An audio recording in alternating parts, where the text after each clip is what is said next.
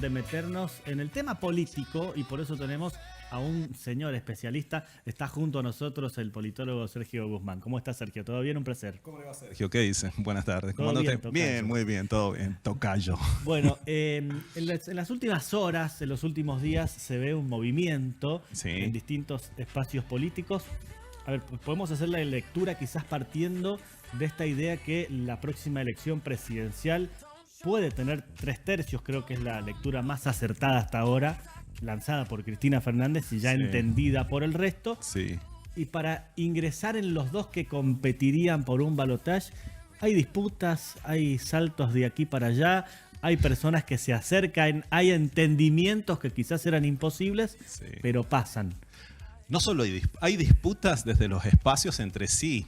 Y también hay tensiones intraespacio. Si nosotros lo pensamos, ¿cuál de todos los espacios no tiene disputas, discusiones, puja de espacios, puja de intereses hacia adentro de cada espacio?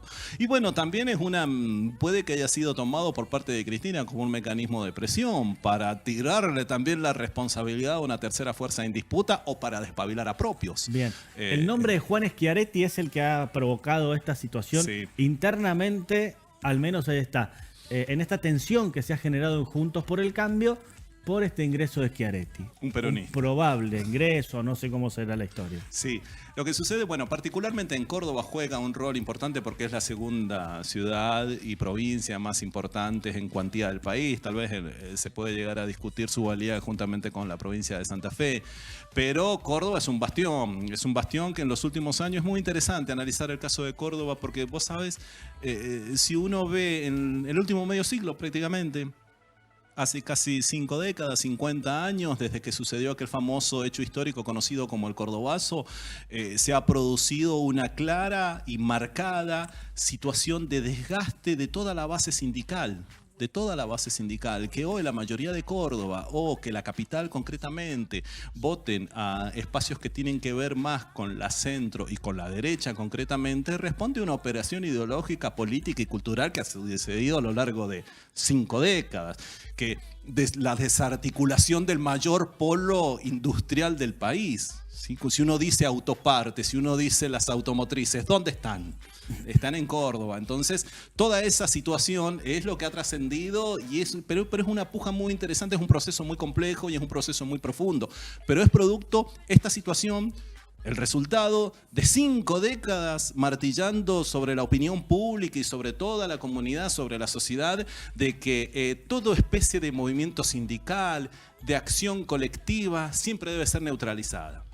Siempre debe ser en lo posible anulada y cuando no aniquilada. Borremos los cordobazos. Bueno, claro, no vaya a pasarnos esto de nuevo. No se les vaya a ocurrir hacer un movimiento estudiantil de trabajadores, etcétera, que altere ese status quo, ese orden institucional y esta bonanza de un sector concentrado, minoritario, propietario, concentrado, pero sumamente poderoso. Eso sí, minoritario. Bien, muy pocos. Y en esta desesperación de entrar al balotaje, lo vamos a decir así, creo que es el escenario planteado, vamos a coincidir, Sergio. Hay acuerdos que valen sí o sí, todo vale. Cualquiera puede saltar de lado a lado. Es política. Vos me decís es política, creo. pero bueno, poníamos el ejemplo, que también lo tenemos para visualizarlo, que tiene que ver con la provincia de San Juan y cómo fue en el último tiempo, por ejemplo, el recorrido del candidato Sergio Vallejo, que empezó hasta generando panfletos que después, o algunas pegatinas que fueron sacadas, por decirlo de alguna forma. Y están adornando otros lugares ahora. Y ahora apoya públicamente a Bullrich. Sí. Bueno, lo que sucede, este es el resultado también de otro proceso que, vos sabés que yo considero que esta es la crisis en la que te lleva a la derecha a plantearte este tipo de cuestiones, en donde lo que se pone en juego, fíjate, son candidatos o cuadros más bien electorales y no proyectos políticos. Es una falencia que tiene la dirigencia política que cuando está en la conducción no se esmera en construir otro cuadro político que lo vaya a suceder. Llegada el tiempo, la época de las elecciones, urgen, como se ven apremiados por los tiempos, entonces lo que hay que hacer son candidatos emanados de estos, nacidos de estos genios que son los focus group. Te estoy diciendo genio en el sentido más despectivo de la palabra, así como siempre lo digo. Y que es el resultado de esta crisis, en donde, llegada la elección, hacemos cuadros electorales. Fíjate que terminamos hablando de cuestiones electorales y no de cuestiones programáticas. No de cuestiones que tienen que ver con acciones concretas que le modifiquen para bien la vida a la gente. ¿Y ahora cómo hago como ciudadano para confiar en este tipo de personas cuando veo que van de lugar en lugar? Bueno. Me salen con el color amarillo, con el leoncito, después con otra cosa. Sí. ¿Y en cuánto tiempo? Yo creo que fundamentalmente ahora lo que tiene que primar y a lo que tenemos que apelar es fundamentalmente a un voto reflexivo, a un voto meditado. Son tiempos críticos, es tiempo de crisis, pero en este contexto nosotros no podemos abordar la temática de otra manera, porque precisamente a lo que te llevan estos extremos es a considerar la emocionalidad como lo preponderante, a considerar ¿a qué se apela la derecha? Es decir, al odio, a una emoción muy fuerte, a la aniquilación del otro, no solo a la neutralización. Si no te puedo sacar del juego, a ver a qué nos suena, te tengo que neutralizar. Y si no te puedo neutralizar, te tengo que aniquilar. Y estamos hablando de algo que pasó el 1 de septiembre con un intento de magnicidio a una persona que representa una institución, en este caso la vicepresidenta, y encima esa persona, estoy diciéndolo a propósito y con mucha elocuencia y énfasis, es una mujer.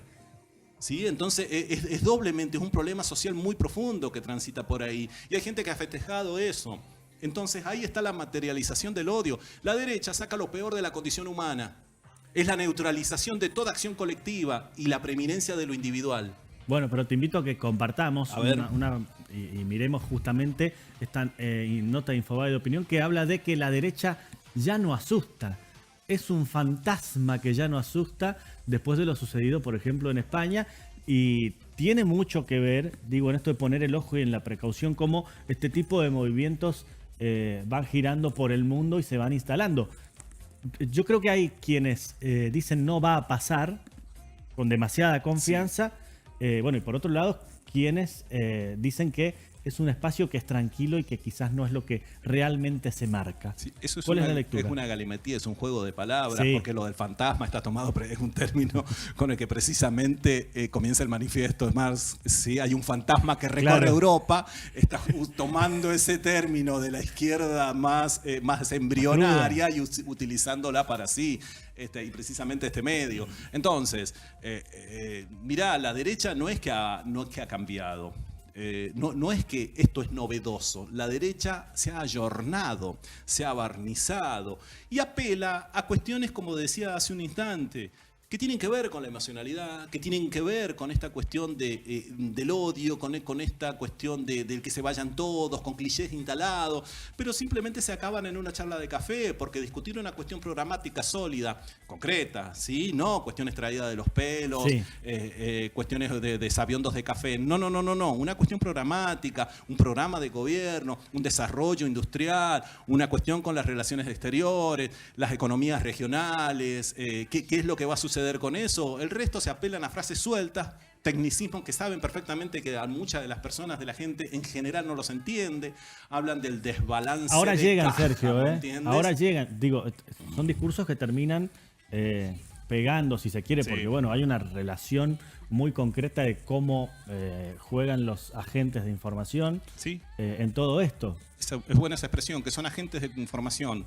Los medios de comunicación tienen un poder extraordinario, justamente lo estoy diciendo acá, tienen un poder extraordinario porque son verdaderos formadores de opinión. Y eso de que la independencia, yo hablo desde un lugar neutral, es una mismísima falsedad, es una nadería misma decir que yo hablo desde un lugar. Nadie habla desde un lugar concretamente y completamente objetivo.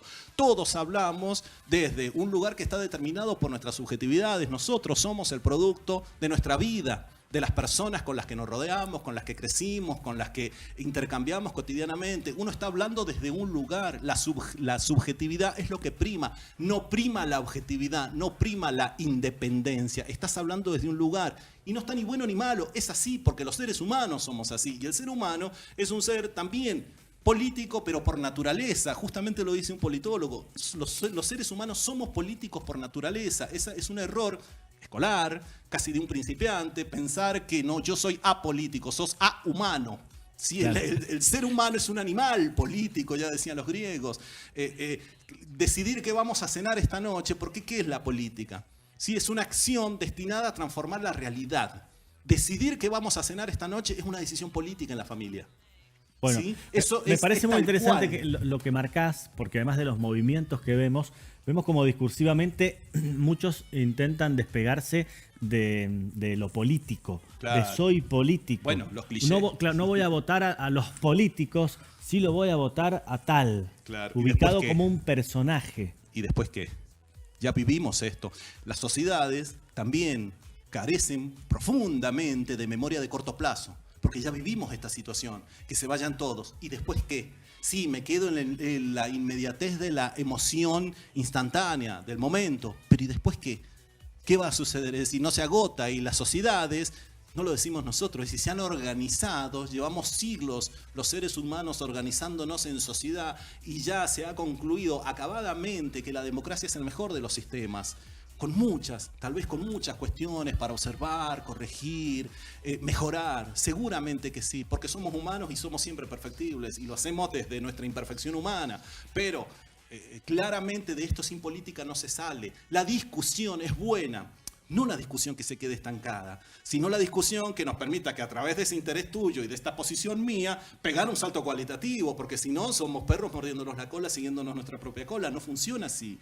La sociedad no funciona de esta manera. La sociedad, no hay que tener miedo a la discusión, no hay que tener miedo al conflicto. Y es precisamente desde el conflicto llegar, se utiliza para arribar a una instancia superadora. Sergio, un placer como siempre. No, por favor, gracias a ustedes y saludos a la gente. Muchas gracias. Vamos a buscar ahora la